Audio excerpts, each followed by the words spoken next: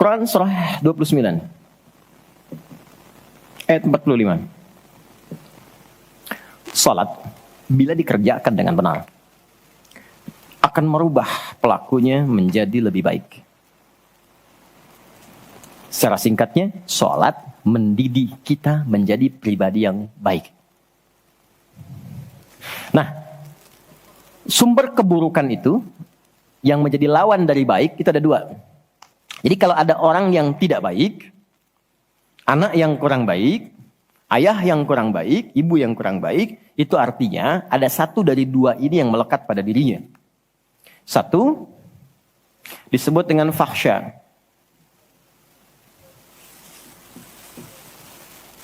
Keburukan yang bersumber dari syahwat. Maaf, kata-kata kotor, jorok, zina, LGBT, pornografi, porno aksi, dan semisalnya.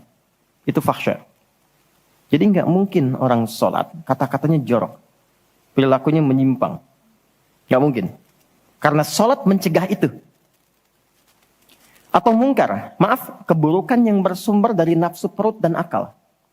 Mencuri, korupsi, mencela, berdusta, membunuh, merampok, menyakiti, dan semisalnya. Itu mungkar.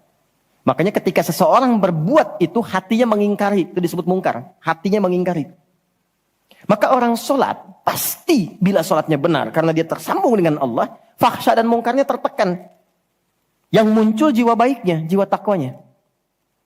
Ketika yang muncul kebaikannya, yang buruknya ditekan, maka yang keluar dari semua bagian tubuhnya, semuanya perilaku baik.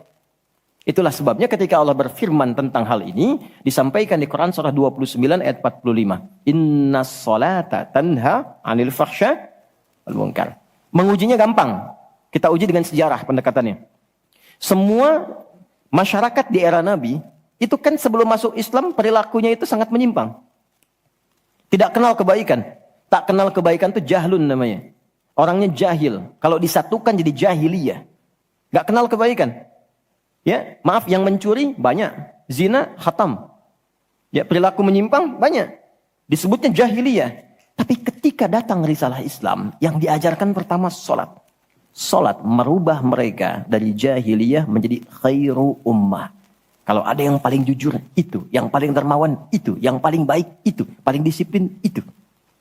Kok bisa salat ditunaikan bisa merubah seseorang jadi lebih baik? Ada sesuatu dalam salat. Itulah sebabnya kenapa anak-anak dari kecil usia 7 tahun khususnya yang diajarkan salat. Masih ingat hadisnya?